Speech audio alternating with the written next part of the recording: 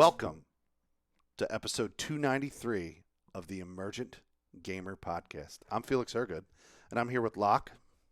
Yo, what's going on, everybody? And I got Trip Zero here, too. That's me. I'm Trip Zero. What's going on? And Neo Aoshi. It's me, Neo Aoshi. Yeah, we're the Emergent Gamer Podcast. I'm here. You know what we need? I didn't talk about this pre-show, but we need like a slogan. Everyone does it on every fucking podcast. We're the podcast that so forth and so on. I think once we figure that out. You know what I do want to say about the beginning of the show? That was, I think, the best intro you ever have done on this show tonight. I practiced. I think it was smooth. It was confident. It was sexy. It was just, it rolled right through. You went to the people. It was just, man, I was sitting here just loving it. But do you love how self-conscious he was that he had to say that we needed a slogan because he didn't know where to go next? So he was. I didn't know where to go. He automatically thought, "Oh, we need a slogan." But you rolled into the thought even smoothly. Like that might have tripped you up in the past. But I think like because I've been listening to a lot of podcasts and they always have like some kind of like thing like we're this podcast that does this. It's like their main idea, and I think once we nail that, we're gonna know. We're going to have a direction in life. It can't be. Sometimes it's dumb as fuck, but I'm on board. Like, you know what I mean by that. I know exactly what you mean. Yeah. We'll think about it. We'll come up with something. We're the place where the things and the stuff happen. Well, it used to be where the podcast where media converges, you know, or something like that. Yeah. But we're not doing that anymore. So it's no, because we're not where media converges. We're not where media converges. We're just not. It's also very pretentious. That is really pretentious. Yeah, one thing I noticed, a lot of we thought very highly of ourselves for a long time. Remember we were talking about the multi-plan, and we drew up this multi-plan of our multifaceted podcast, but on like Roman pillars. Each one was a pillar of the supporting podcast and the ideas, and it was just, oh man, the tonight, brainscapes. Tonight, a little bit later on, we are going to discuss Sony and their backwards bicycling that they're doing. Hey, I'm all for it. But start somewhere. I think like we always like to start the show. We like to talk a little bit about our experience playing games and what we did over the last week because it's a weekly podcast. I think that's fair for us to offer our perspective just a little bit for the steady listeners who want to know about our experience. And then we'll get into extracting some stuff that happened this week with Sony. So, sound good? Trip Zero, you want to ring it in? Yeah, I'll be the leadoff batter here, dude. So the big focus of the past couple months has been 100%ing Stardew Valley. Well, I'm pleased to announce it happened. It happened Monday night. We have hit 100% in this video game, and good for you, man. It's accomplished, man. Thank you. Good for you. I'm feeling really, really good about it. Spoilers out there for people that are playing Stardew Valley and don't want to know what the super, super, super mega fucking grindy bonus content is. But it's probably not that big of a deal, so it doesn't really matter. It was a cutscene, essentially. Like a new area of the map opened up. You walk up to this area. It's like the summit of a mountain you can never get to before. And you and a couple of villagers just like stare out into the world being like, you know, I wonder what's next. We've come so far, very like self-reflecting. And then there was this absolute fucking bop of a new song on the soundtrack as every like creature in the game paraded past in one big dance party. It was wild. So every villager was in there, every like monster in the mines, every animal. It was like brown chicken, white chicken, like brown cow, duck. It was just like it would show off every little thing in the game. And the song was so fucking good, man. It was a jam. It felt like a pretty good reward. Because what else are you gonna get for 100%ing a game? You're doing it for the love of it primarily, right? Like what are you gonna do? They did give you a really cool one really cool bonus item, which is a statue that every day rewards you the most valuable gem in the game, called a prismatic shard. Unless it's someone's birthday in the valley, then it gives you one of their most loved gifts. So that's a really cool statue to have. Just if you're just playing the game on into infinity, which I won't be doing now, but it's nice to have a game at this point that I can come back and just focus on whatever. You know, like obviously I have just millions of dollars from grinding up all the different things I had to do. I've got a ton of resources to craft whatever I need at a moment's notice. So if I ever, go back to play it again, which I know I will, I'll spend time like decorating the farm and moving things around and just like making it my ultimate beach hangout farmscape. And I'm stoked about it. That's awesome. But, yeah. That Let me sounds ask you good, that dude. once you're done Stardew Valley, you 100%ed it, right? Like you did all the things. Yes. Is there reason to continue and keep playing? Does it have like an end game, like I don't want to say end game, but does it have like, can you just endlessly farm and sell things and then Sure. do the okay. Yeah. There's I don't know if you can really call it an end game, but there's like a primary story, which is saving the town from the evil Amazon fill-in, right? Called Joja Mart. They're trying to like move in, get a warehouse going, and you have to like support your community center and build that back up. You could also just buy like a Joja membership and just fuck the town over, but that's you're supposed to save the town. Fucking evil ass JoJo Mart. Yeah, exactly. So you can do that, and like that's the game, right? And then like the post game would be hanging out with everybody, experiencing everyone's unique story, because you get like insights into people's lives the better friends with them you are. So you could have a goal of like getting to know every single villager. You could have a goal of like buying all of the real late game items. Like you can make your own goals after like the story is finished. So like anything I'd be doing right now would be like farm designing, grinding for some really, really, really rare new items that were put in with the most recent patch, things like that.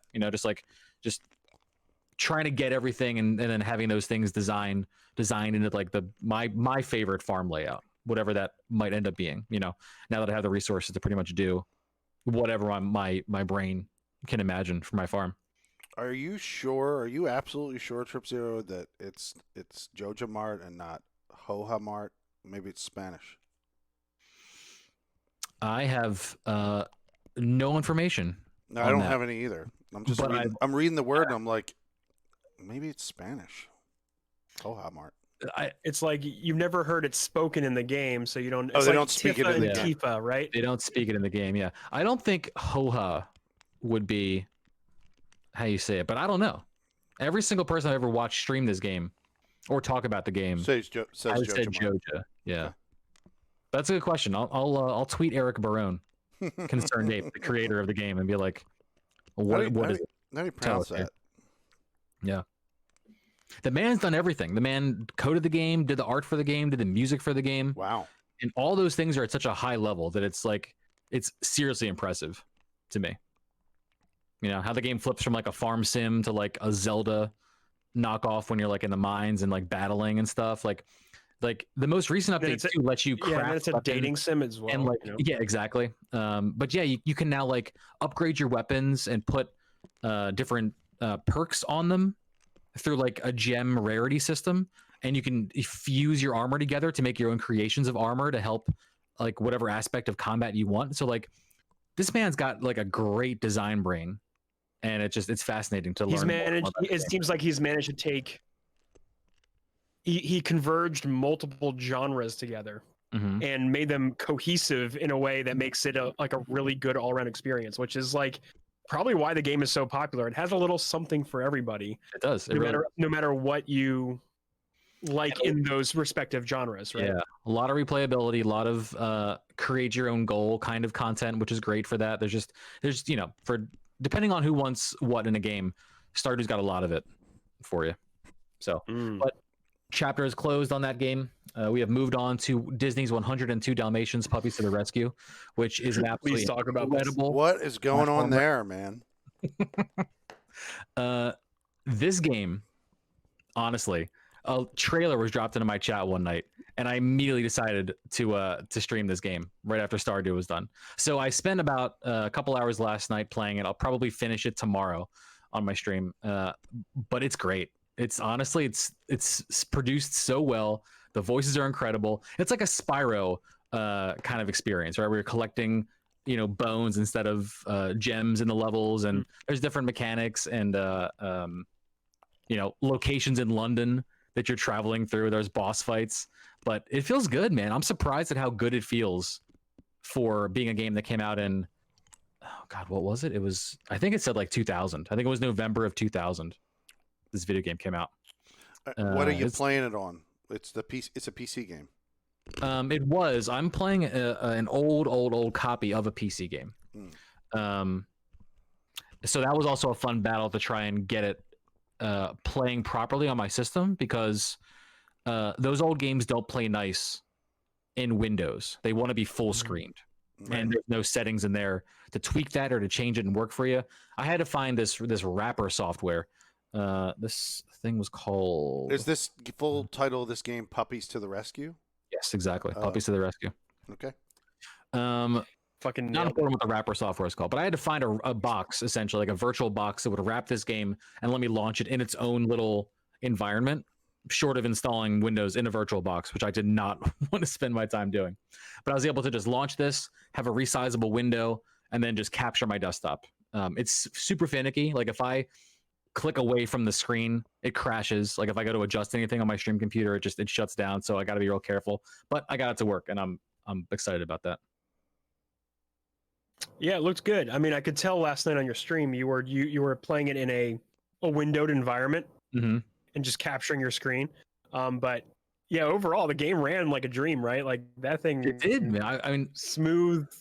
Honestly, smooth game. I thought I would have to spend most of my time configuring a controller to work with it, because it doesn't even have WASD based controls. I was going to have to run around with the arrow keys on my keyboard. The arrow keys. Yeah, it was fucked, man. But I plugged in my Xbox One controller, restarted the game, and it was usable. And I was able to go in there and assign and map the buttons to where I wanted them based on what the skills were. So that was honestly, I'm surprised that that's really surprising.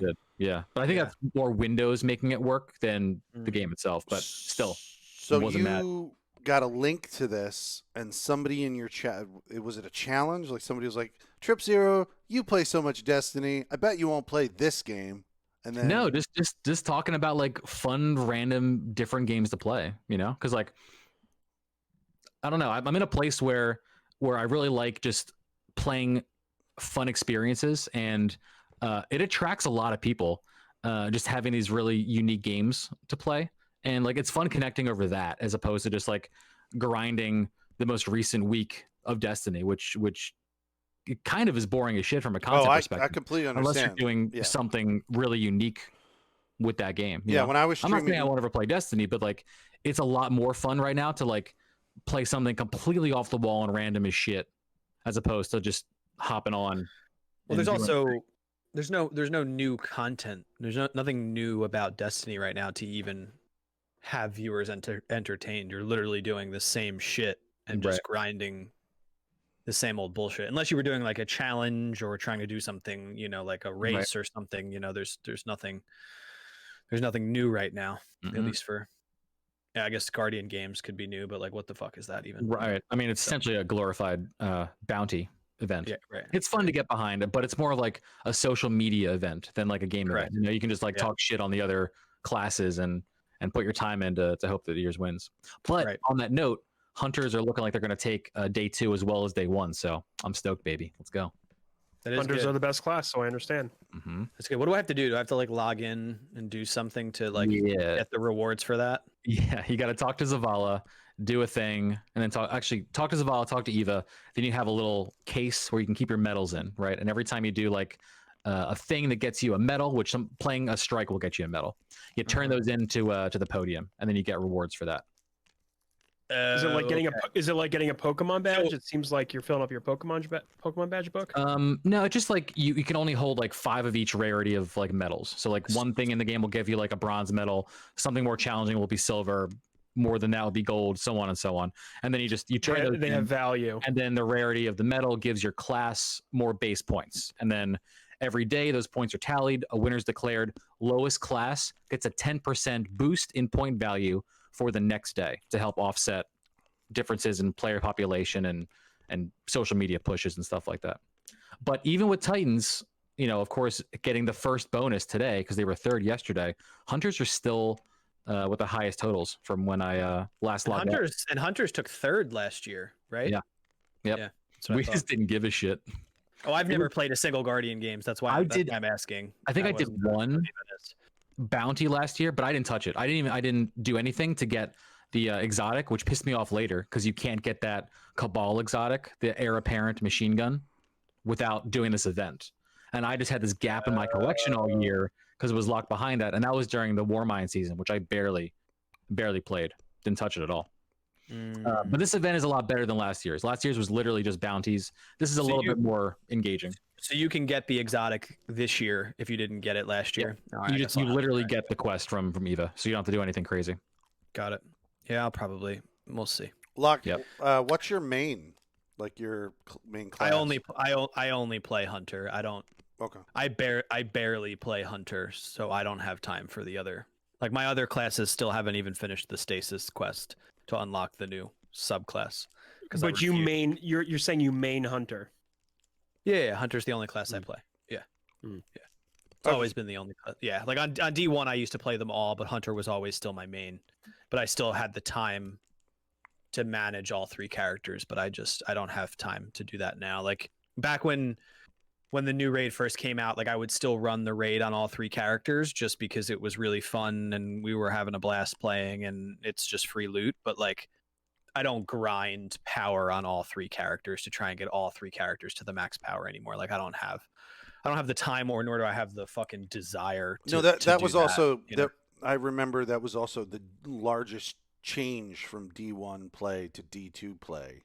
They made it so there was so much shit to do with one character because they were. I think they were tired of people maining 3 characters and doing that to get more game out of the game. So they also remember that you used to be able to break down armor from different class types and use it to infuse into your main, which you can't do that anymore. So if my Hunter gets a 12-10 drop, I can't put that into a drop on my Warlock. And they stopped that specifically from people sharing, the loot on all 3 characters. You can still share weapons, but you can't share armor. So you have to grind all 3 characters now in order to get them to the max power, which again is just like I don't even know if I'll get to max power on my Hunter because it's a grind. The final 10 levels is a grind. So yeah, there is a bonus pinnacle now with Guardian games. So look, that's good. Can I ask a random Destiny question? Sure. Do you think Destiny will add a 4th class, like a legit 4th playable class? No. You think they're going to stick with their 3? I don't. I mean, I don't. Here's the. Okay, let me backtrack. I mean, it's a big question. It's a big question. Let me backtrack here. I know absolutely nothing about Destiny lore. When I tell you nothing, I mean I know next to nothing what's happening in any of these fucking storylines. I'm not kidding you. I know probably 5%. I play it to shoot things and literally play with my friends. So for someone like Diamond and Trip, who read the lore books and understand the storylines on a very deep level, they may have a way better answer to this question. But my gut is that no, they wouldn't. And I just don't think that would be something on their roadmap. There's too many other things, but who knows? There's still a lot of big content releases coming before the game's done. So I don't know. Trip, is there anything like lore or storyline wise that would tip you to think that would be a possibility? Existing, no. There's nothing. It's always been Hunter, Warlock, Titan. But I think if they were going to pivot at that point and add a 4th, they would do it with the Darkness. And they did mention that like they're planning the end of that story. So maybe at the end of that, in like 2-3 years, maybe that's when we get a 4th character. But I think what you said is more on the nose. I just don't see how they would even fit in that development right now with everything else they're trying to handle and juggle. And they already know that people are pissed off at them about how they're handling PvP. Whether or not they're doing something about it, they know that there's that happening. So like if they were to roll out a literal 4th new character, a new class, everyone would just be like, what the fuck are you doing, man? Where's all of your development time going? Because we did not need this. Yeah, like there's like right now a big sticking point is how strong stasis fuel is. on a fire. Like there's so many core mechanic issues that need to be fixed that if they release something new like that without fixing what's broken, I think people it's like a balancing nightmare. Yeah. Yeah. Yeah. There will be new subclasses for sure. We'll probably get something new in the fall. Well, actually, I'm sorry, in January, because they've said they're pushing the next season back to. Well, they're fixing the light January subclasses, right? Yep. Yeah, which is much needed, which will be a good improvement. But yeah. So, yeah. Okay, I thought I'd put that out there. Yeah, see it's a what good the question. feelings are. I think maybe one day, but it's right good. now, not a thing they're working on. Yeah, I don't know. Well, I don't know. Maybe someone has an idea, but it won't be soon. I bet they have someone in a room just like going, we want to get to be able to do this, but we're just not there yet. We got too many other things to juggle. With anything in life, especially a business, you got a 5-year plan, or you should at least, So like, I'm sure they're like, here's where we want to be, and then you take your day-to-day steps to get to that point. You can't ever make that leap directly, but it should be. And like you said, they're juggling a lot of story beats right now that you can't necessarily fit into. I got a hot take. They gotta chill on the stories, honestly. From someone who loves the stories, it's too much. It's too fast. Like I can't follow it. I legitimately can't follow why I'm doing certain things, because there's 50,000 named bad guys. So who the fuck they all are means nothing to me, because it's just another alien that I'm shooting. Exactly. The only storyline that I'm invested in is the overarching Forsaken storyline, because I feel like Forsaken did a really good job of telling a cohesive story, and each time they continue the Forsaken storyline, they also do a good job with that. But that's like, the Forsaken storyline is like 10% of all plots that are happening in Destiny overall. You know what I mean? So it's just like, I can't follow. And then like Diamond seems to follow them all, because he goes and reads the lore books and does the research, which is great if that's your thing. But like, I can't keep up. It's impossible to me. And that's it's a problem they've always had. They've always had this problem since the inception of the game. Yeah. I mean, I was someone who said in the beginning of this game that I liked the fact that the lore was outside of the game. Not for any kind of gameplay reason, but I was just like, I like that I can play this game, shoot things and have fun, then also go and like read about the whys behind all of this. But like in the game, maybe they're not telling a very exciting story, but like you get the beats, right? Sure. This is the bad person. This is why we're doing this. The strikes all had stories, which they still do, but like the strike had a story, the game had a story. That's all you need. Like right now they're doing this week over week episodic content, which is a very cool concept, but in a loot game, in a game where you just want to go in there and shoot some shit, you really have to wade through the story, whether or not you want to. Like there are cutscenes that I have to watch 3 times, because I am someone, unlike Locke, who is juggling my characters. I have to watch like a new cutscene, watch characters have cool in-game conversations, which we've now evolved to this point. Then I got to go do a mission, then do some other bullshit and go watch the next cutscene. And like they force you not only to do it, but to do it again and again and again if you are juggling a character.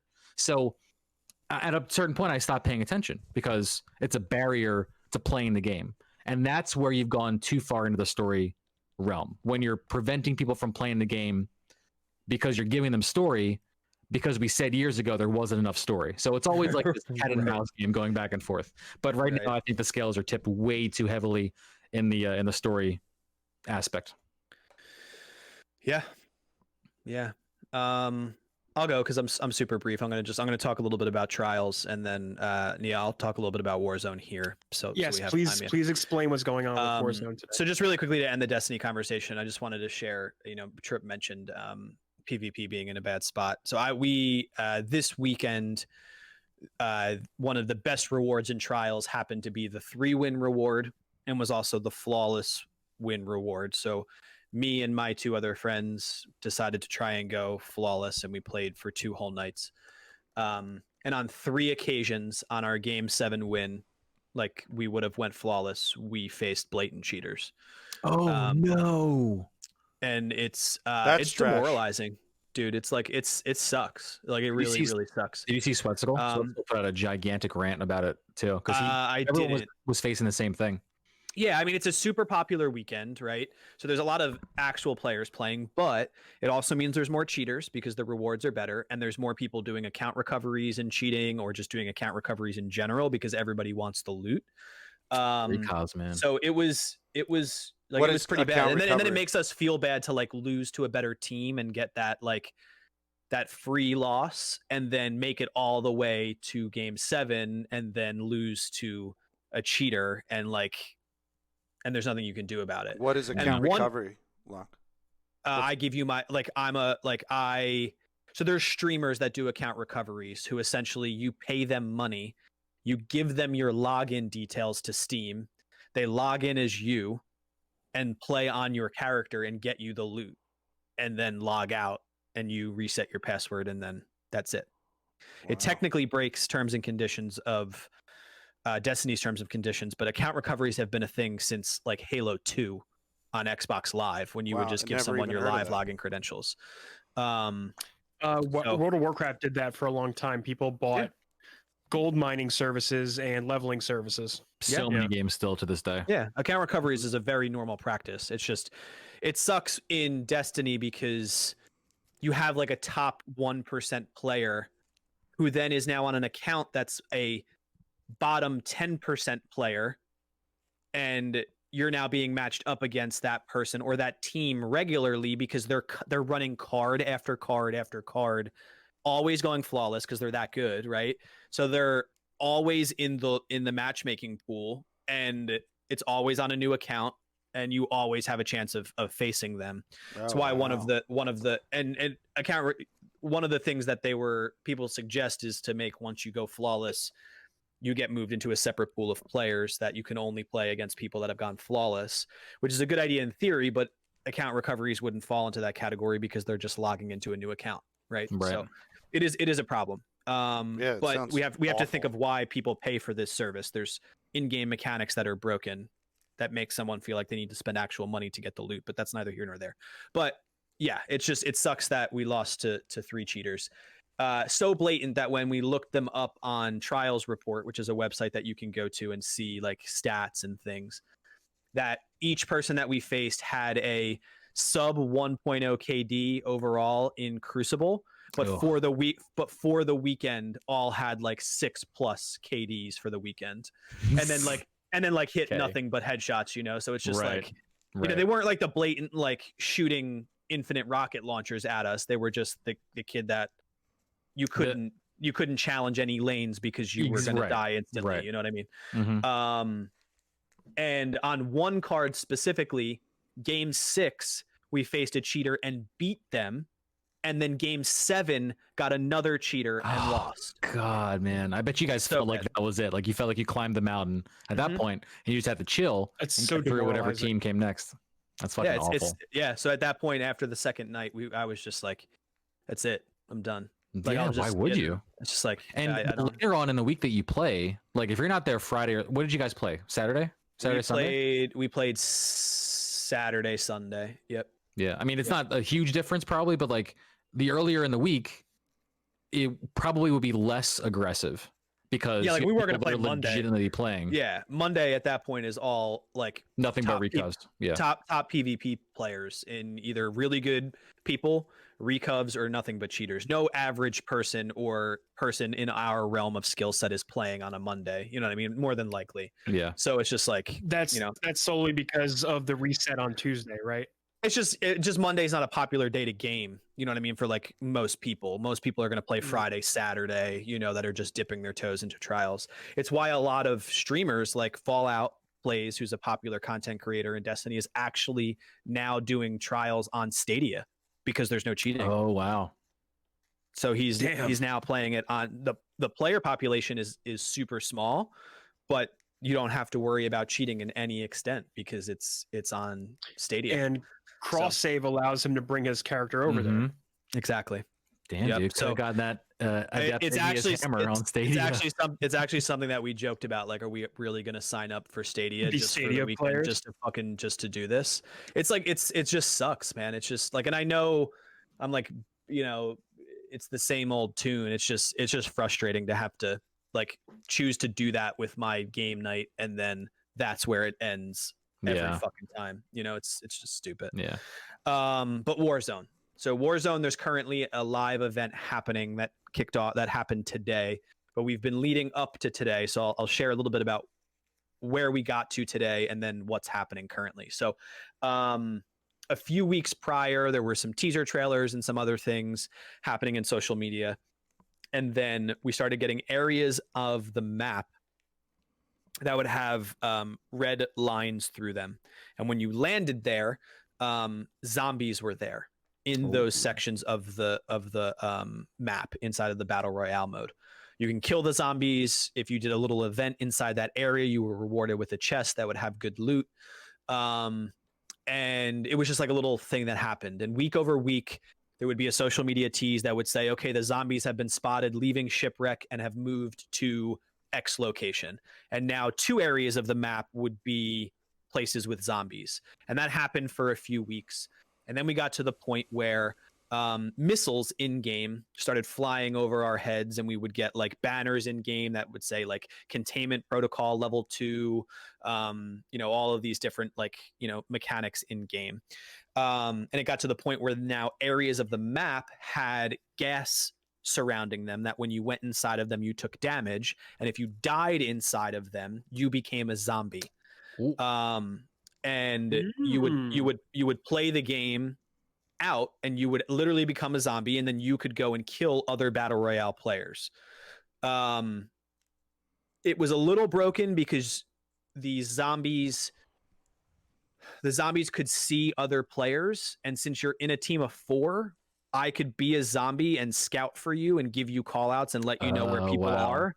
So it's a little cheesy, but it wasn't overly powered. Not many people did it. Most people just played the game. So thank God for that, because that could have been really broken. Which then they teased last week that today at 3 p.m. was going to be a live event. Part 2 happens tomorrow, and then I think there's a part 3. So what today's event was there was only one game mode available, which was called something to the effect of like the Destruction of Verdansk. Verdansk is the map name. And you dropped in like you normally would, only there was no circle. It was just the whole map was red of gas, and the map was closing in. Like the circle was getting smaller and smaller. You spawned with guns, and there were zombies. And if you died, you became a zombie. And once the entire lobby was nothing but zombies, they nuked the map. The map blew up with a nuke, and then the cutscene ended. So there's actually a really cool clip of Dr. Disrespect, who he was a juggernaut. So the way that they did this is you could pick up juggernaut suits, which is essentially like a massive suit of armor, like Fallout style, and you have like a machine gun, right? And they were on the areas of the map, and you could pick them up because the zombies don't take much to kill, but they keep coming. You keep respawning, and the lobbies are 150 people. And remember, the circle's getting smaller. So he jumps off of this area of the map and lands on the street, and literally is like World War Z style being swarmed with actual players. They're not AI, they're actual players trying to kill him because they're all now zombies, and he's just spraying the Tommy gun. But finally they overpower him like World War Z style, like 149 zombies overthrow him. That sounds really cool. And then it then turns into they fire off a nuke. You see a nuke, come out from, I don't know if we know where it's been shot from, but a nuke comes out, flies over the map, and then hits the stadium, which is like a centralized point of the map. And then it just shows the nuclear explosion, and then I think it's end scene. Does that mean that Dr. Disrespect was the winner? Like I guess he was the remaining guy? In a sense, like it would have kept going until he became a zombie, because the idea is, okay, if we think of them as like singular things, not the fact that everyone's playing this simultaneously, if you think of it as a singular event, at that point there's no other living humans on Verdansk, so we're forced to nuke the map to contain the zombie,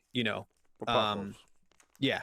So then the map is nuked, and then it's end scene, and then now at this point you can't play it. The event's over. So if we boot up Warzone, the map is gone.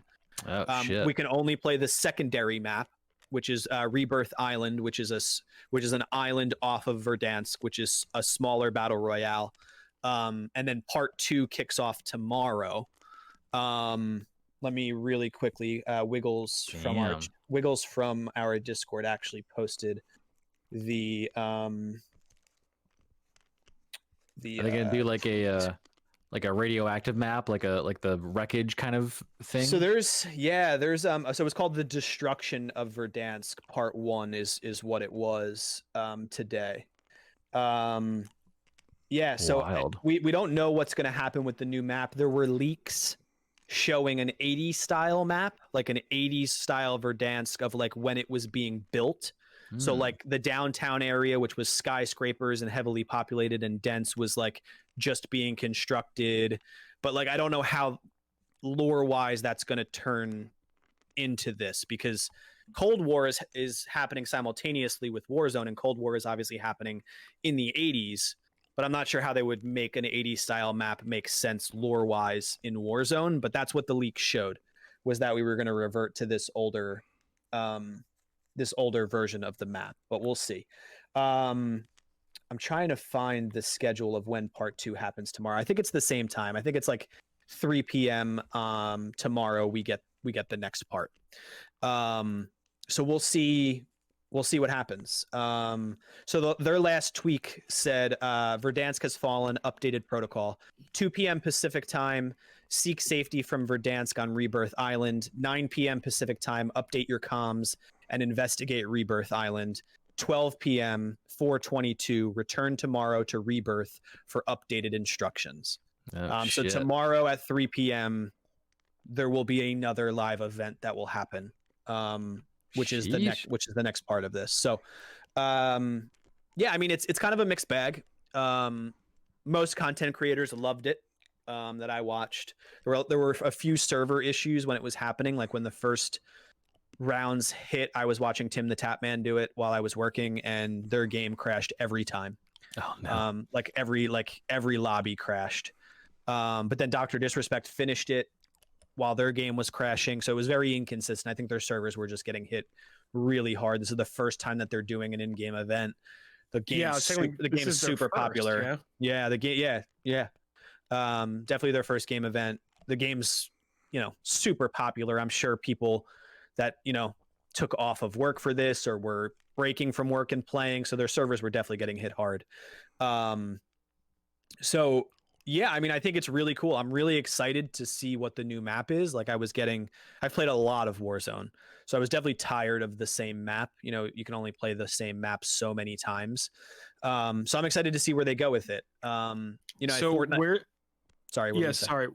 is it at right now? So we're in a in-between phase between this and tomorrow's event. Mm-hmm. The normal battle royale mode isn't available currently. Correct. You can only play squads or duos on Rebirth. And Rebirth is what? I don't think I played Rebirth. Rebirth was a map that came out a few seasons ago. That's just an island, super small, like very very small in comparison to Verdansk, and it's a smaller drop population wise. So Verdansk was 150 players dropping into the map. I'm going to get this wrong, but I want to say Rebirth was like 50 players, maybe even less, somewhere in that ballpark. And it was always available. The BR was 150. That's wild. It's a lot of people. Yeah, it's a lot of people. 100. It's the biggest BR, I believe. Yeah, for sure. So it wasn't super popular, Neo, because most people played regular like BR. They didn't really play Rebirth Island. But Rebirth Island has a cool mechanic, Neo, where if another player of your squad is up, you automatically respawn. So it's a twist of the traditional battle royale. Now the name makes sense. Rebirth Island. I think I did play a few rounds of this with Wiggles while we were waiting for you the other night to finish your gun upgrade. Your gun. Right. Yeah. So right now that's the only thing that's there. And then we'll see what happens tomorrow at 3 p.m. I'm assuming anyone that's playing Rebirth at that time, there will be another event that kicks off. And who knows what it's going to be. And I guess that would technically be part 2. I feel like there was a third part, but I'm not entirely sure. I can't find the original tweet that Wiggles posted. But yeah, I'm excited. It's always cool to see these live events happen and the games change. It is cool. just to see what the developers are kind of thinking about and doing and plotting to keep us engaged. I mean, like, there was a lot of people watching Warzone today. Like Nick Merckx, who is a super popular Warzone player, who's someone that I watch frequently because he's hilarious. He usually averages about 40 to 60,000 people, like average. I think he peaked today at like 135. Damn, dude, holy shit. And he's only one streamer. Now, no one else was that close. But if you look at the total number of people watching the Warzone event through Twitch, it was probably really high. So there's a lot of eyes on it. And seeing the success that's happened from Fortnite with in-game events, I think Activision and Raven Software definitely needed to make this a good event. So hopefully it continues and it's a showstopper and, everyone loves it by the end. So we'll see. We'll see. Nice. That's wild. It's a lot of people watching, dude. It's crazy. Felix, what's going on? Oh, what's going on? How you doing, dude? What is going on? What was I playing, guys? What was I playing? Oh, you were playing Final Fantasy VII Remake. Yeah, Trip Zero and Neo. Trip Zero and Neo, they got the fucking earful. Don't you worry. I was playing Valorant with Neo when he told me what you texted him, and I told him to stop fucking. I told him to stop listening to you because you're a crybaby. Felix, I'm a crybaby. Felix, I'm not gonna obviously like put your text on the camera in a readable state, but can I scroll through my phone and just show like the density of what I was getting from you, please? Okay, so this is a bonus, obviously, if you don't know, and you'll listen to the podcast later. We do broadcast live. Sometimes you get bonuses like this. I'm gonna right now scroll through my phone. And just for a visual representation. Is this a group? Is this a group? Is this a group? No. Or did you text both? No. I'm literally texting both of them. So now that I know that, it blows my mind even more that you were side texting Neo, nearly the same thing you were texting me. I would literally pause the game when I was angry about something, and I'd go, "All right, send the same exact question to Neo or Trip or back and forth." I'm just trying to find the right exact spot. I don't want to over-represent. Your statements here. Here we go. Okay, so it's going to start on Monday. Right. I replied a couple times. And I got ready for stream. As this is where I started streaming. And he just keeps on sending. And I'm like, this is the next day. I'm like, I'm sorry, I was streaming, but here's what I think. Just you were in it, man. You were having some feelings while you were playing this game. Yeah, it was really intense. I completed it. The game is done on normal, so it's completed. But yeah, man, I just started like, look, it's been wearing on me for a while, not just the final boss fight. It's just the problem I was having with this game. I've already stated. It started with the Hell House, and progressively after that, every boss fight just was like, oh god, this is just okay. I got to Here it comes. No, I just had to like re-slot all materia. I couldn't use the same thing every single time. It was just took a lot of like pausing and analysis to figure out like how to play the game. And like I know that's how these games work. I'm not criticizing the game because of how it works, because that's how it works. I get it. But like it just became cumbersome, really cumbersome. I had to like slow down. And then when I got to the very end and all those texts were coming at you, it was when I realized there's a Whispers fight, which is really long, which took me like 2 hours to do. I don't think you can do it in under 2 hours because there's so many little cutscenes you can't fucking skip. Like that pisses me off, dude. Like you have these mini cuts, you have the normal cutscenes in the game that you can skip. You just hold down the triangle, but there's these in-fight cutscenes. Yeah, they're like transitional cutscenes that bring you from one fight to the next fight. Yeah, I can't skip those at all, and I just had to keep rewatching them, so I was getting progressively angrier. And then I found out when I finally beat the Whispers fight, and this is the worst part, that then Sephiroth comes in, and then it's like you just have to do it. It's you versus him. Yeah, you're there, and there's and there's no save. There is a way to redo your materia, so there is a way to do that.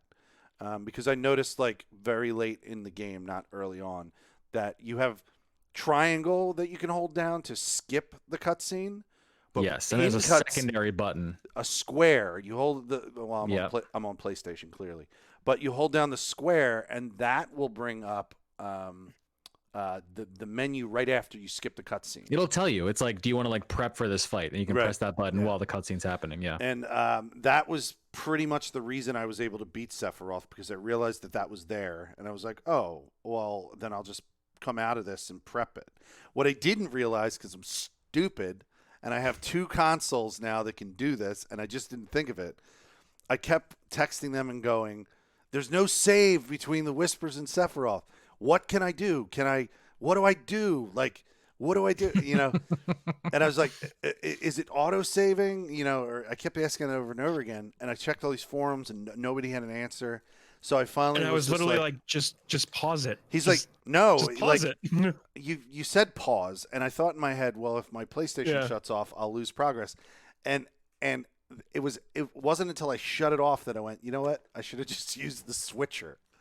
You know, the new feature of PlayStation 5 and Xbox is your ability to leave a game and go back to the exact spot you were. And I just didn't think of that. I just forgot that was an available feature. Does sound like a nice feature. Yeah. But It's a pretty convenient feature. the game was Well- harder than normal. That's the only thing I'm mad about. TLDR. That's it. It was harder than normal. Their Well, definition of normal. Depends. Their definition of normal is hard. Their definition of normal is hard. I think you're putting your definition of normal into their definition of normal, and that's where they Yeah. butt heads right Yeah, there. we're having a I mean, conflict there. it's no secret that I don't like that last fight. I don't think it fits in the game. No, it's 'Cause it's just- it takes- it's Kingdom Hearts Junior in Final Fantasy. Did it take 'cause, you guys a long time to do it, or? Yeah, I didn't do it for the first try. It took me Yeah, I died a 2 lot or too. 3 maybe. But but- it's like a huge heel turn pivot for like this ending of the game, which by all means is not how the original game played out at all. Like, please, Felix, listen to our spoiler cast for I will. the Final I'm Fantasy going VII. We talk we do a lot of talk about the ending, it's and a tonal shift for sure at the end. it's crazy. And as a new player, it doesn't help either, because I mean, I guess I'm not going to spoil it, but they show you other characters that aren't introduced yet and aren't important, and you're just watching the screen going, I don't know who the fuck that last- You're is. talking That's the you're right talking about action Zach? the next day saying, Fucking Zach, bro hey, boy I was, like, Zach. playing, I was streaming. The last text was, Oh my "Who the God. fuck is Zach?"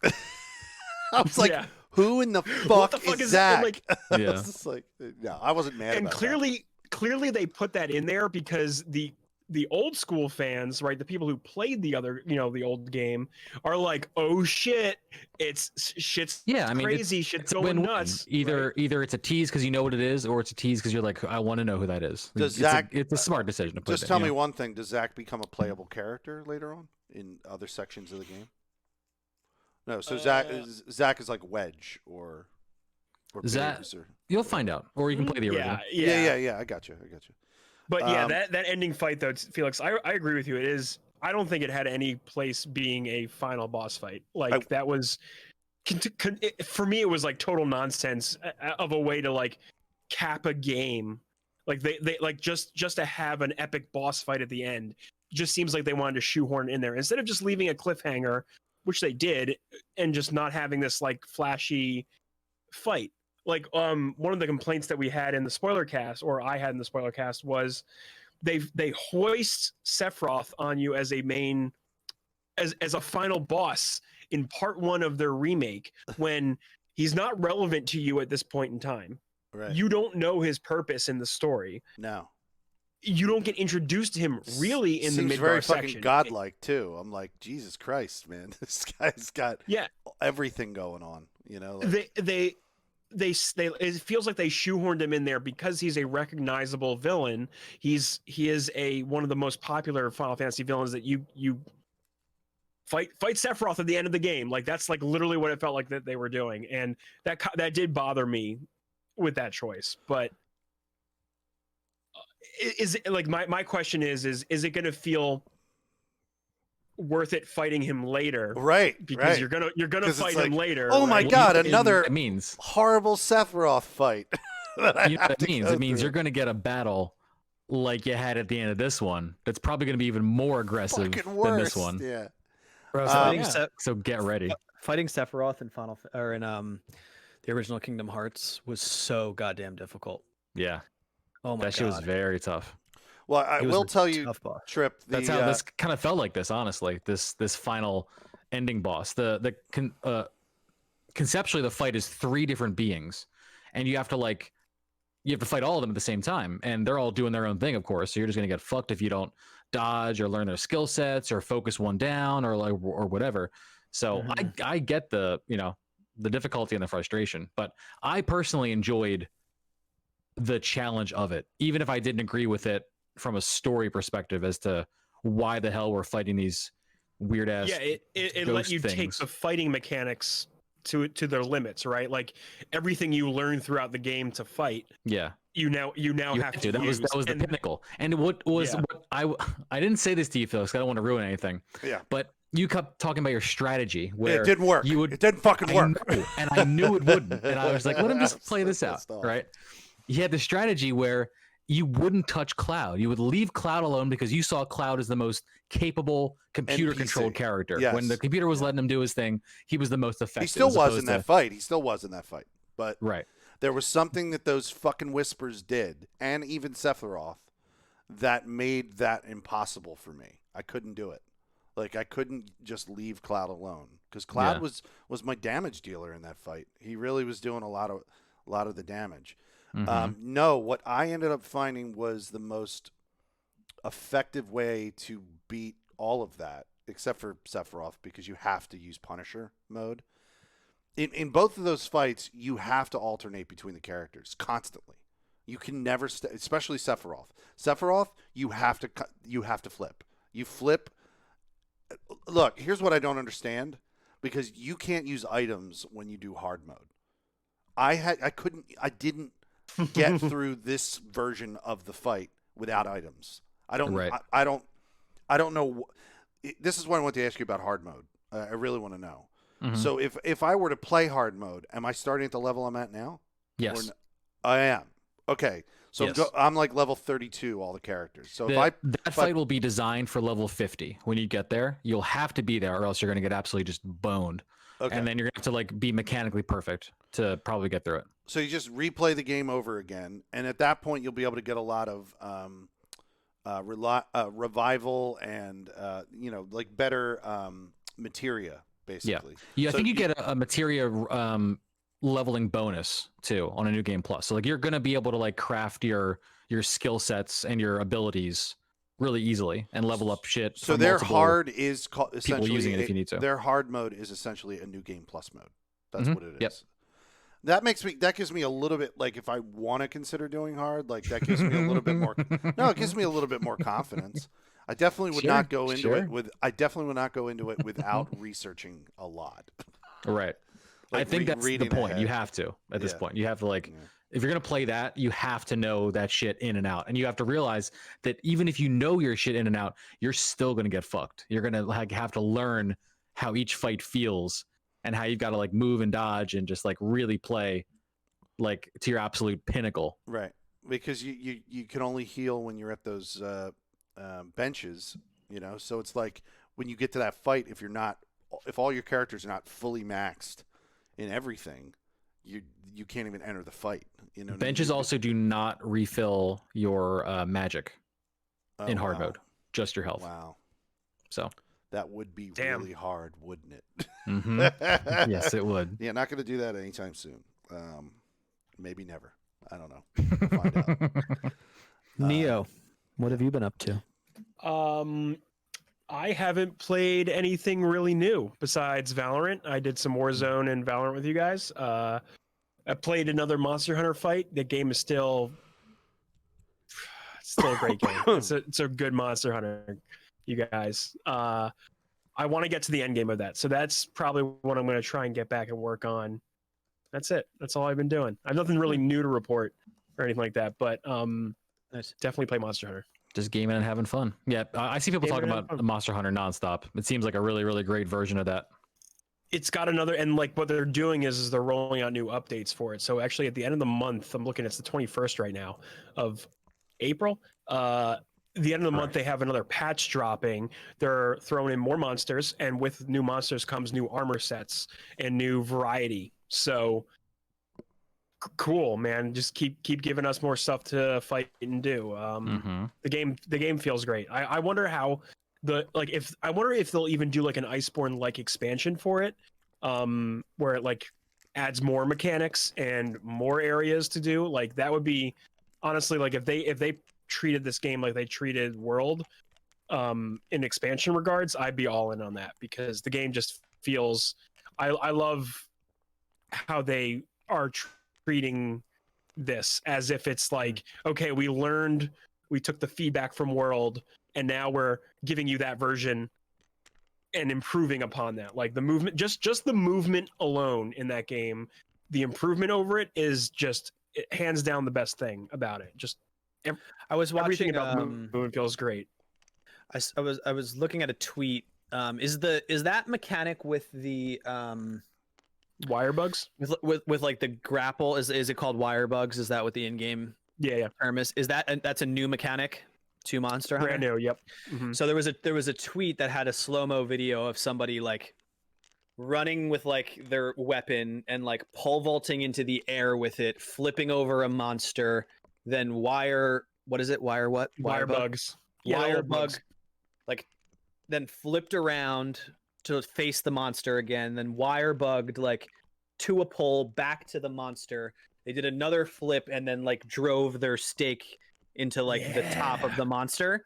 It was like a really cool like sequence to, like there was no like there was no damage numbers or UI or anything. It was just like visually really flipping around the map kind of. You're watching the animations play out. Yeah, like it was cool. It was really cool. That sounds like a Sunil legend gift from Twitter. The guy who he's like a giffer and he makes awesome gifs of games. Was he the person who was doing the Last of Us, like really stylistic gameplay? Those were really fun to watch. He's good. He does a lot of Last of Us, Devil May Cry, Monster Hunter, Spider-Man PS4 5 edition.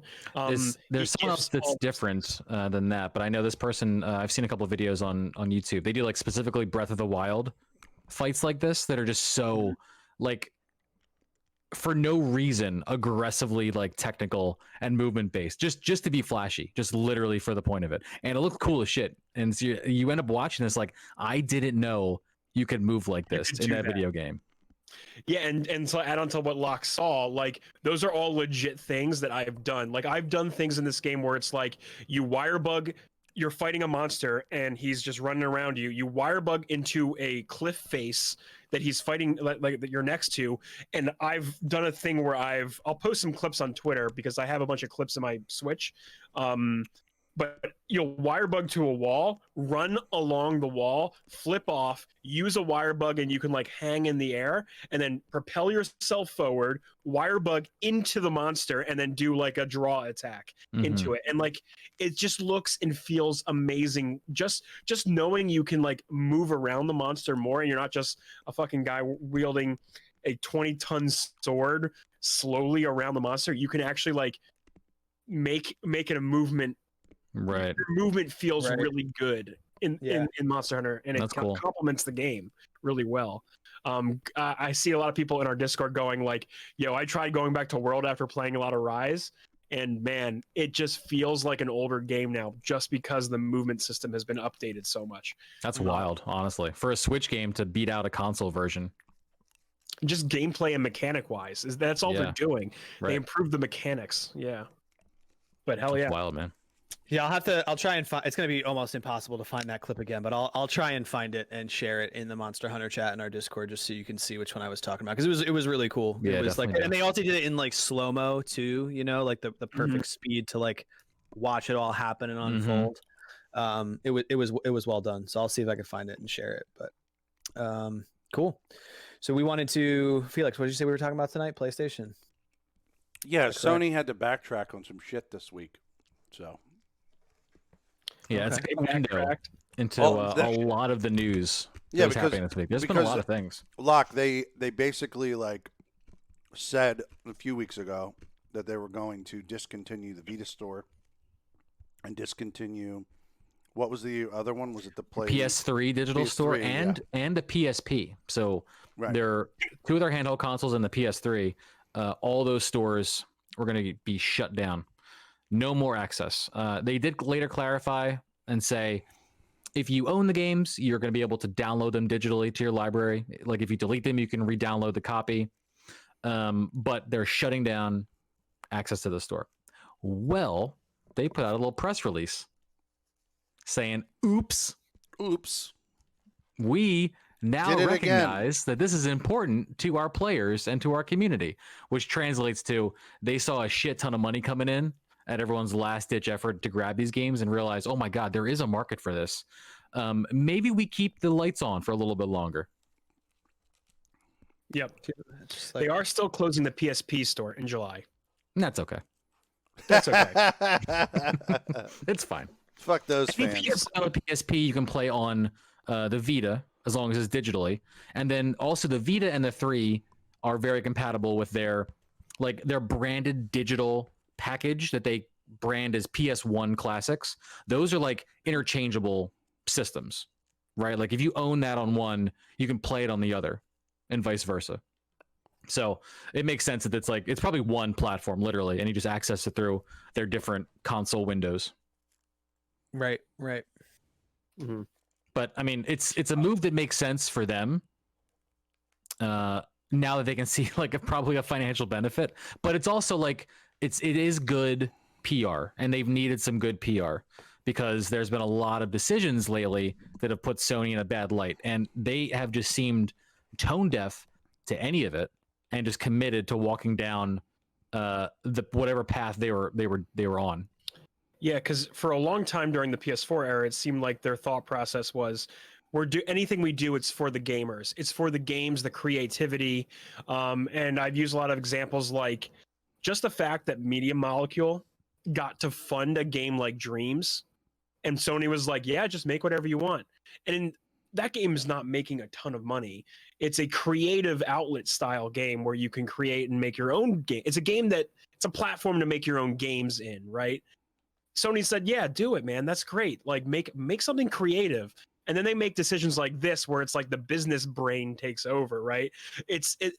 Sony is constantly at a fight with itself where they're like, creative brain, yes, make all the games you want. Studios, do what you want. Death Stranding, carrying a baby on your chest while you're just a walking simulator, yes, just make it. And then they do stuff like this where they're like, we'll shut down the store. No one's playing the old games. Or they'll go, no, we don't need a Game Pass like solution. Screw it. Put the baseball game on in Game Pass day one because MLB won't. Well, I guess, and that was an MLB decision actually. Actually, I don't know if that's a good example, but MLB said, yeah, you got to put it on Game Pass day one during the launch. So I don't know. Like Sony has a lot of weird decisions when it comes to their business side as well as their gaming side. I mean, we talked about this last week a little bit. Studio news. Yeah, this was like the Ben Studios news. Did we talk about that? Yeah, we did. We hit it, and it was like the same kind of conversations, but in the negative light, where I think the thing we landed on was that Sony's committed to its path, regardless of like what happens in front of it. And they've been doing this for years. It just that the things they were doing were aligning with how players played games, with what players valued in their ecosystems. And Sony hasn't changed, but the world around Sony has changed. And I think in these past couple of weeks, especially, that shit's come to a head, and everyone's like, "Whoa, Sony kind of sucks, man. They're really, really kind of dumb about everything that's happening right now." Yeah, they were one of the last people putting up that wall for crossplay. Remember? Yes, that was like a huge deal. Everyone was like, "Yeah, that was like 2 or 3 years ago." Like, what game was it? There was a game that sparked this conversation. Thank you. They were like, "We're good to go. We're just waiting on Sony to flip the switch." Yeah, everyone's like, "Oh my God, it's that easy?" Well. Because Sony's been like, "Oh, we can't do that. We'll have to rebuild the internet pipes. It just doesn't work that easily." No, they're the internet pipes. And they're like, "No, they just got to flip the switch." Sony's excuse for crossplay was like, "Well, we can't control who you experience with, your experiences on the other platforms." And I'm like, dude, it's the same on all the platforms. Like, yeah, they literally people to think of the children, your mom and shit, as the reason why they didn't want to like do crossplay. Oh yeah, they did a pearl clutch, didn't they? Think of someone typing the word cock in chat to your son. Do you want that? Do you want them to see that word? Can That won't literally happen. happen. I don't know, Sony, bro. I'm on 100%. Twitch all the time. There's some pretty weird assy art, but who knows, man? I guess that makes sense. Like, it's nothing ever like holds up to a microscope, but like it sounded like a good PR thing to just get people off their backs for their decision of not wanting to share their game's playability. Yeah. But then things changed. Things shifted in huge ways in the past couple of years, and they're still doing Sony things. Locked. Because they are a Japanese company, do you think their approach to business is just different? Do you think it could be cultural? I'm just. I don't know enough about that. I mean, you could say the same thing about Nintendo, right? Because they make right. some weird ass decisions, and they're also a Japanese company. No, but I'm just I saying. think, Just I think it, different. probably to a certain extent, right? Yeah. I think the difference with like Sony is, I guess, like Sony proper, the top part of Sony is a Japanese company, Right. but then like Sony Entertainment America, the tree branches that come down from Sony, Yeah, it's very are very Americanized. different. Yeah. So I'm sure an executive at the top of Sony Entertainment has to talk to Sony proper and follow some type of precedent rules or guidelines, but like I don't know. That's a really good point. It's a good question to ask.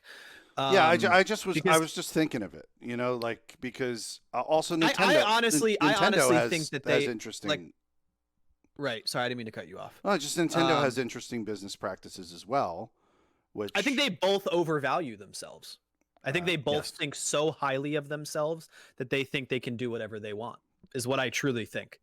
And I don't know if that is seated in Japanese culture in general, or they were just a lot of honor in that culture. A lot of honor. Or they've all had extreme highs in their respective areas of businesses that they think very, very highly of themselves. Microsoft was literally the bottom of the fucking barrel for a long time. So they're like, fucking trying to climb out. You want to play an original Xbox game and you want us to remaster it and play it on your newest console? Fuck yeah, let's do it. Right? Like that it's just like it's just two complete different mindsets. And the way that it pans out is very consumer focused or not consumer focused. And when a company thinks very highly of themselves and what they produce, it comes through as selfish decisions, which we've seen. Right. The decisions were actually like reversed in the 360 PS3 era when 360 was killing it, man. They were on a hot streak. Everyone, that was the system to get at the time. And Sony was kind of struggling with the high-priced console. They had a high-priced console. They weren't getting, the games are harder to make and perform on the PS3 because of the cell processor. And then the PS4 and Xbox One era came, and then things flipped when Sony went, okay, we're the underdog now. We need to make decisions that are better for the consumer. And they did that with the PS4. And Xbox One goes, well, we're ahead right now. Let's make our all-in-one media box with the Kinect that you can enjoy. And then, yeah, you watch these companies make decisions that they thought it was right, and it paid off for Sony in the previous generation and going into this one. But how crazy would it be if we saw it literally flip again? Because it kind of is. Xbox is literally doing Game Pass and doing all these amazing things with their ecosystem. And then Sony's like, shit, man, we'll just make whatever games we think are going to sell now. Well, Days Gone didn't do that great, so screw it. Like, put them on the Last of Us remaster remake again, like, man. Like we don't Sony, need that. Like, we don't. I love that game. It's like one of my favorite games of all time. I love it too. We don't need another one. Like, it's okay. Don't need it. You know what I mean? Like, we don't need it. The game still holds up, right? Like, you don't remake a game that is still like within a generational reach. Like, I was just right. I was just playing it 2 months crazy. ago. I was playing it 2 months ago, and it's fucking amazing. I was playing it. Yeah, you could play the fucking original. You could play the PS3 version, and it looks fine. It still looks fine. But I was playing it on my PS5. It plays fine. Yeah, I was playing it on my PS5. There's no gigantic like mechanic shift in the control scheme like we've seen generationally. Like it's still a very modern game. Yeah, like the last time I played it was on Felix's backwards compatible PS3, my PS3 now, and his original, because that's what he gave me with that when I bought it from him, his original Last of Us disc. And I played it. I did? I didn't even know I did that. I saw it too. Yeah. That was the and point to get you to play the game. To get me to play that. Yeah. And so it's been maybe over a year since I played it, but I distinctly remember like playing it and unplugging my PS4 and plugging that in and playing it and thinking, well, it's not like I'm going back and playing a PS1 game. You know what I mean? Like that's not the leap that I'm making. Like that game in itself was so far ahead on the PS3. It was a pinnacle of that hardware, right? So it's like that translates so far. Like we don't need another version of that game, dude. Stop trying to collect our money. They know people will buy it. I mean, fucking one time on that shelf when you guys would. There is no shelf anymore. But when there was a shelf, I had 2 fucking copies of that goddamn game on PS4 sitting on the shelf. One in the wrapper. There you go. That's the reason why. Bought it twice by mistake. Sorry. It's funny though because like Shadow of the Colossus got a remake. Like they remade the game, and that was worthy of it because the PS2 version was aging. Right, that was an aged game. I think there's a certain point where you get like a diminishing return if you're going to start remaking a game that's like that modern. Agreed. It cannibalizes itself because it's still viable in the market. So when they re-release it, people are going to go, I don't need to fucking buy that. You know what I mean? Like I already have it. Unless they give you a compelling reason. There's enough market research that they've said that it costs X amount of dollars for us to make a PS5 version of this, and we're going to get X back, and that's a worthwhile. Like they're not doing this like ad hoc. Like we'll see. Like they clearly know they're going to make money on it, but it doesn't mean it's the investment that they should be making. Like Neo brings up a really valid point. I played the PS2 version of Shadow Colossus on during the PS4 era for the first time, and like I enjoyed myself, but that was clearly dated, and that deserved a remaster. There's rumors happening right now that we're going to get a Knights of the Old Republic remaster. That's a game that is very much worthy of a remake, right? So remake. Excuse me. Yes, I use the word remaster because I want to play it, and I'm not going to go back and retro that shit. So no, that is is another game that's in my top list of all time, and I will play the remake. I will absolutely play the remake, but it is hard to go back and play that game now. Whether you get the mobile version or play it originally or get a PC port, like it is a dated game. It really is, and that is a worthwhile investment for a company to make because we clearly want to play that game again. What are your thoughts on the Mass Effect remake? I can't wait remaster. I guess I can't fucking wait. Me either. Yeah, I can't fucking wait. Like so, and that's like borderline. Like Mass Effect 3 is the borderline. Like you could still go back and play it, and that's a 2012 fine, right? release. That's the game that came out in 2012. Yeah. Yeah. So that's like Same-ish borderline, time. right? Yeah, borderline. I think it came out before then. I think I was playing the PS3 collection of them in 2012. Or the year before that. Mass Effect 3 came out. I'm pretty sure I was still working at GameStop when that came out. Mass Effect 3 released let's say 2012. March 2012. Yes. Oh, 3. Yes. We're talking about the first one. Yeah, Mass Effect 3 came out in 2012. 3. Yeah, Mass Effect 1 was like a 360 launch title. That was 2006 or 7. Mass Effect 1, I would say 2007. Hold on one second. The Google machine tells me 2007. Yeah. So I was saying that first one has the feeling that this game is good, but we've had major strides in the in-between years in terms of like your heads-up display, your control scheme, the general sensibilities of how to design a game, and you can feel it when you go back to the original animations. Yeah. And like what they've showed the before and after of like your Mass Effect 1 characters to what they're going to look like in the Legendary Edition, and like there's a clear distinction between the remodels, right? I think Mass Effect 3's borderline in that same realm of what we're talking about now, but if you package it together as a trilogy, well, then of course remake the third one and you sell it as a package deal when we're Right. talking about a single title.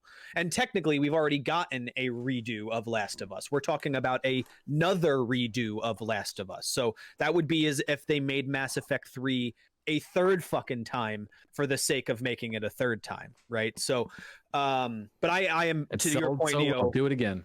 I'm excited for it. Mass Yeah. Effect is one of my favorite trilogies. I loved the first 2 games.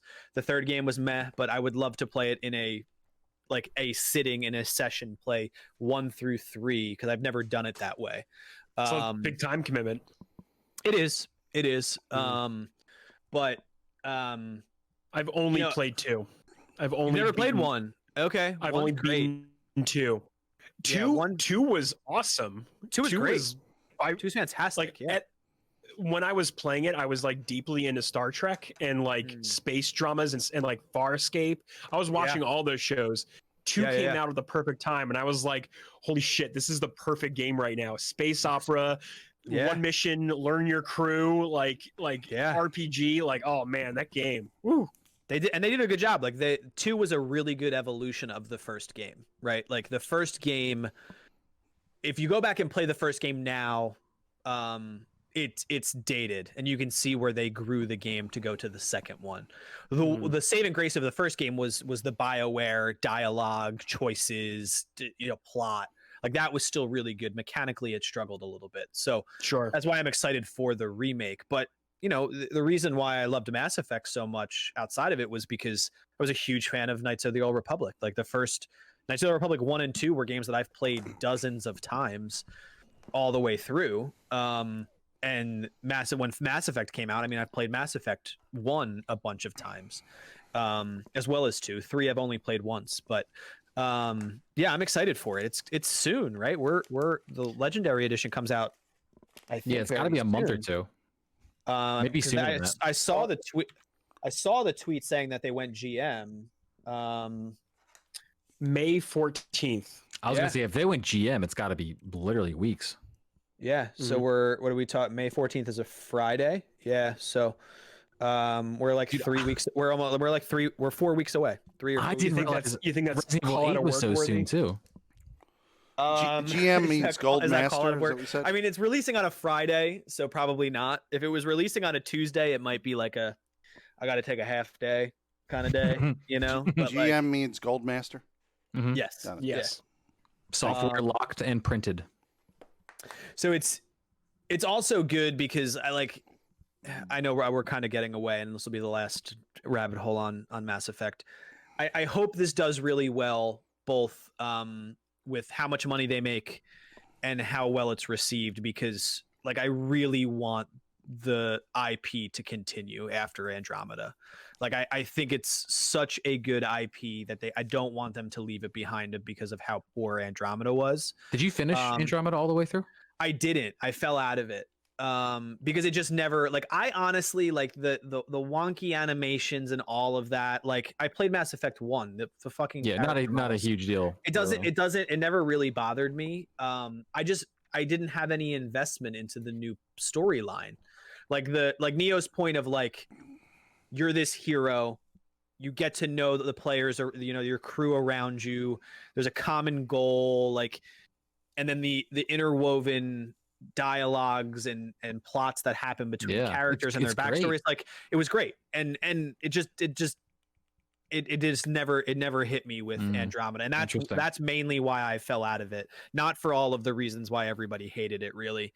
I've thought about trying to go back and playing it on some of the developer sales where it's dirt cheap to play it, or maybe it's even in Game Pass at this point, I don't know, but I want the IP. I know they've said it that we're not done with Mass Effect, but I have to feel like this is a test to see, is this worthwhile for us to continue down this IP?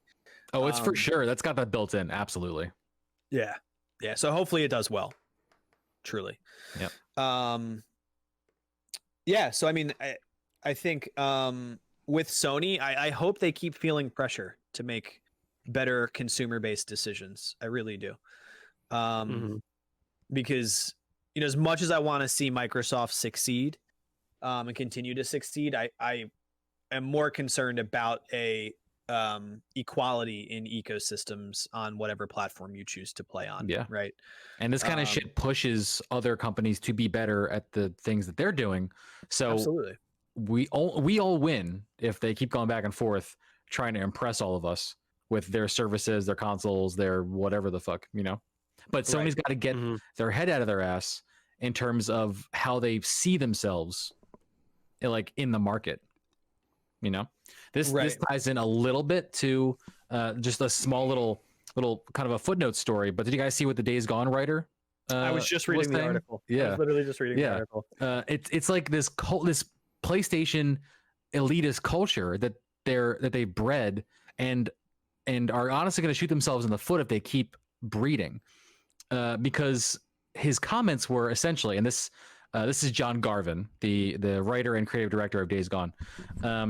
He said, if you love a game, buy it at fucking full price. I can't tell you how many times I've seen gamers say, yeah, I got that on sale. I got their PS Plus, whatever. Don't complain if a game doesn't get a sequel if it wasn't supported at launch. Now, I don't think that's fair. We don't think what's fair. What he's saying. Of course, it's not fair. Do you think we're here defending this game? Are you? Yeah, no. You're saying you don't think it. You don't think it's fair the way that it's being interpreted, or you don't think it's fair on his point? I don't think it's fair on his point to ask that of the consumer or of the game. No, of course it's not. It's his fucking job to make me want to spend it at full price. Exactly. If I want to wait for a sale, that means that I'm somewhat interested in the product that you created, but not enough to give you all of my money. So you're lucky that I'm giving you my sale money. So shut the fuck up and make a better video game. How about that? Yeah, I mean, here's part of the problem is, and I've seen a lot of behind the scenes stuff of Days Gone now since this article came out. A few things that were mentioned was, remember there was the shoddy launch of Days Gone. It was very buggy, audio issues. Felix, you talked about that yourself here on the show. I didn't continue playing this game because because the fucking audio was not finished. Exactly. And apparently the writer of the game wasn't a writer. He was just like a director. It was written, their game was like written by the seat of his pants. Games also these days don't have any kind of demo, really. Like demos really aren't a thing anymore. So how do you know if you want to buy the product at full price at launch? Like these games go by pure marketing on if like you decide to sell it or not, right? Like regardless of if it's an IP that you've heard of before, you might already be in when you see the new Destiny expansion, right? But like at the same time, like this is a new IP that we know nothing about. People are going to hesitate a little bit more with new IPs. That's just generally how people and consumers operate, which is why sequels are usually more of a popular go-to for movies and games. Like that's just a common thing. People are always going definitely to not fair for him to ask. No, of course. Like I don't think anyone of us here is going to defend him.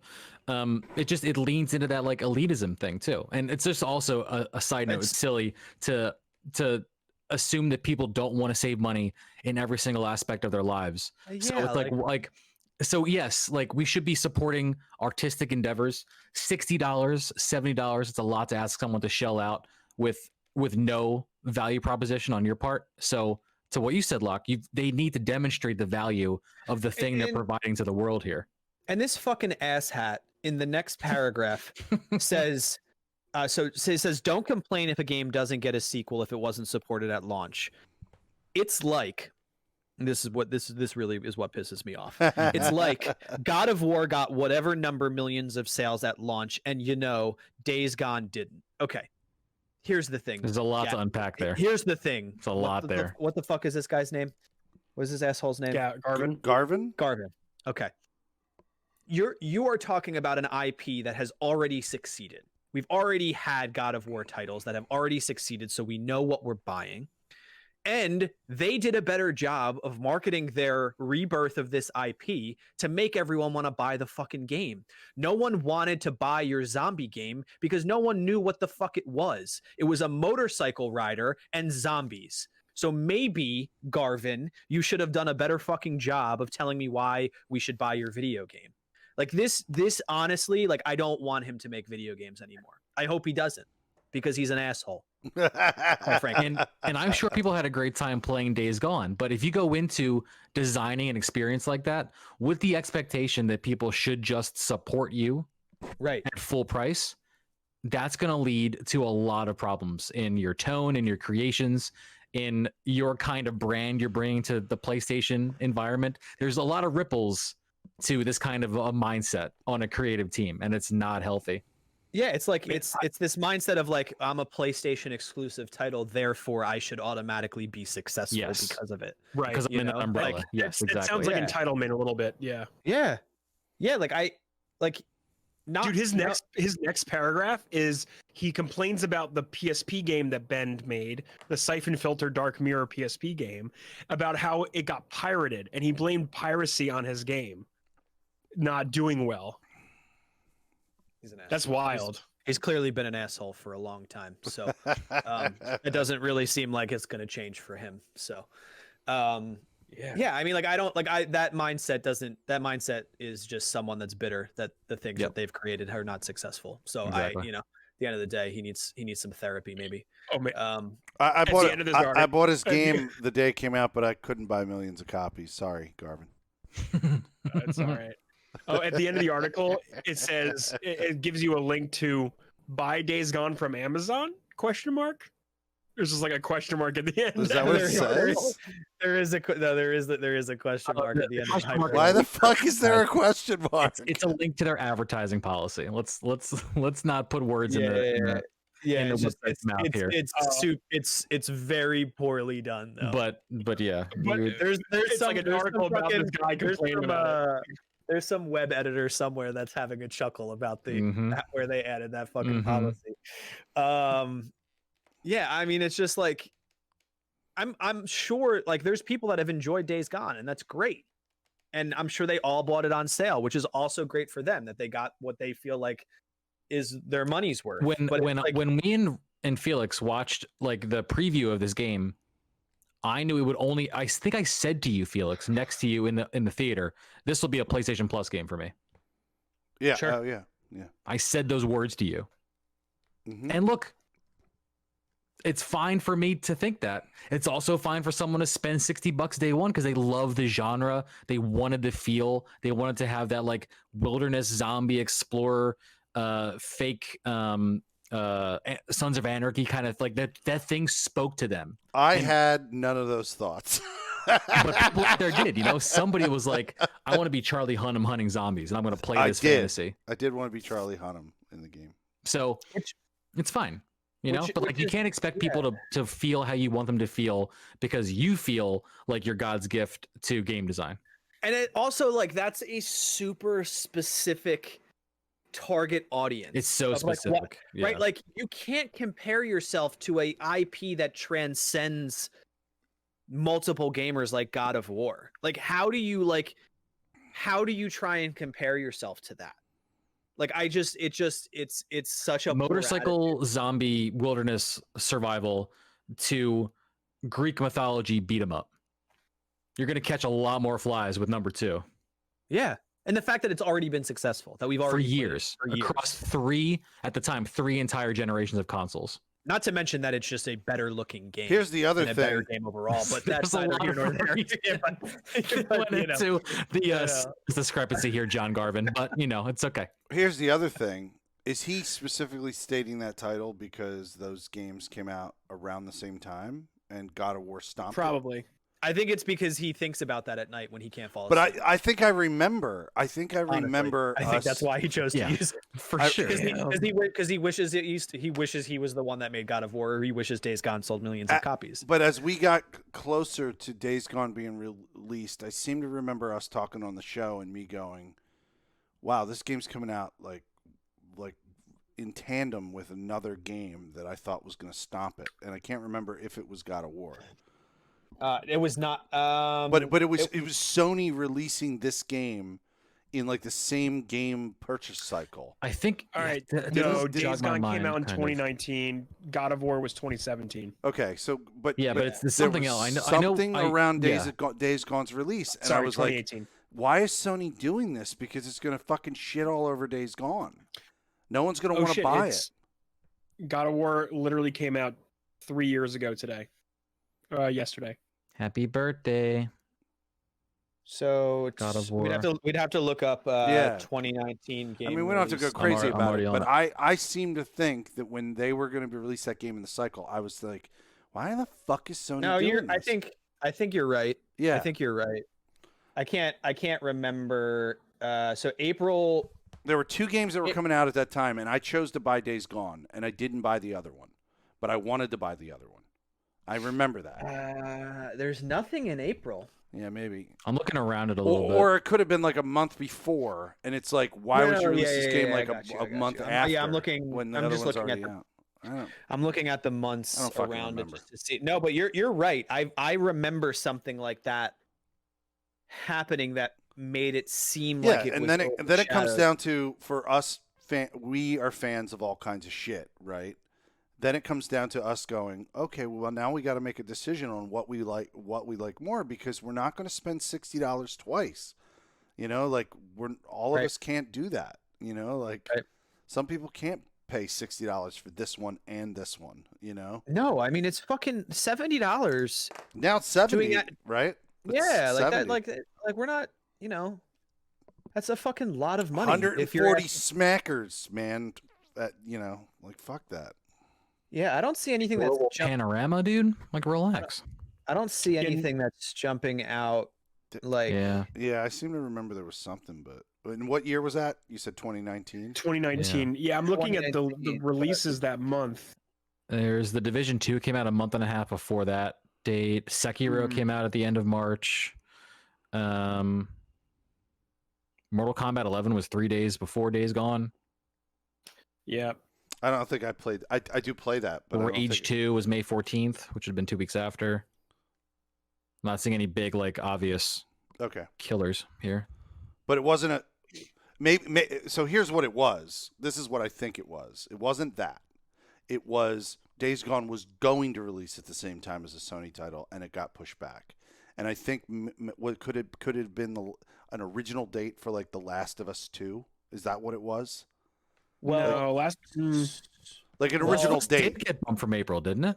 it did. So there was. So June 19th is when it came out. Last in of Us 2. 2020. Yeah, it came out in 2020, but it might have shared a similar original release schedule I think that's before what it got pushed back. But maybe I'm not I sure was what looking at a predate schedule. But anyway, it's neither here nor there. I'm just making the point that like I remember Days Gone releasing, and then like it seemed like an odd time for it to happen. Because when I bought it, my instincts were, wow, this is weird. Like why would I want to buy this now? But I did anyway, because whatever. And then it was fucking trash, and the audio was dropping out left and right. So it was like, I'm live on a fucking stream, and my audio for the game is leaving, and I was thinking it was my computer malfunctioning again.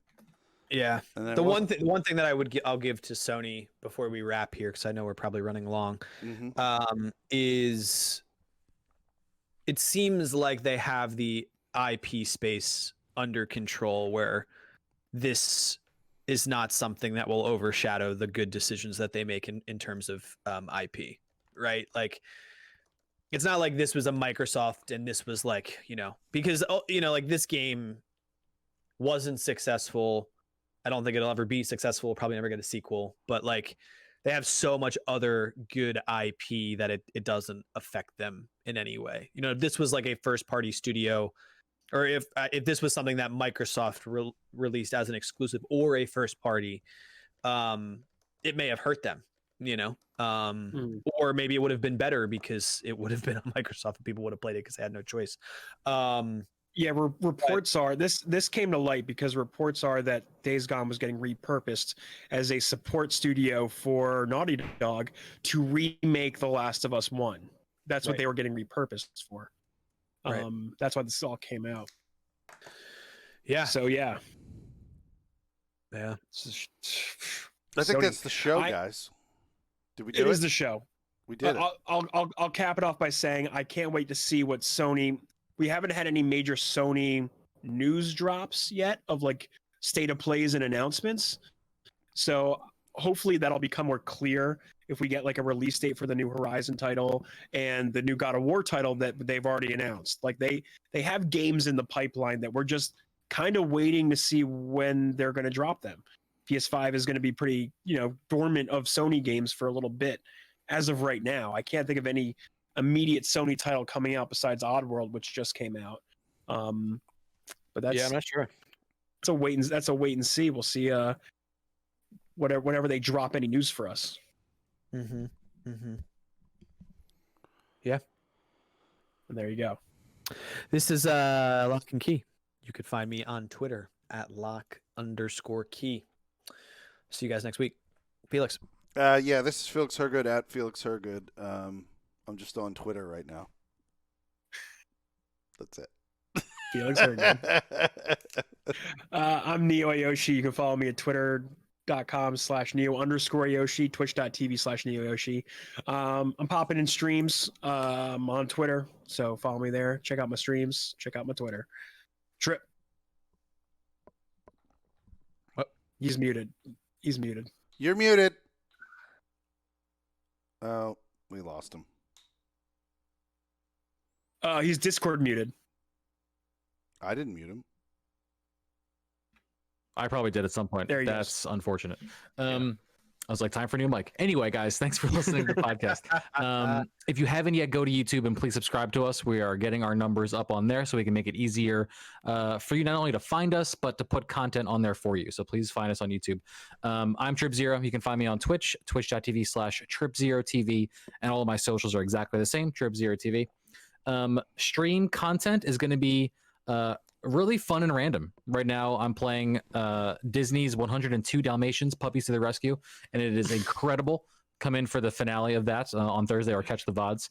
I don't know what the week after that's going to look like, but Pokemon Snap comes out next Friday the 30th. I will for sure be playing that.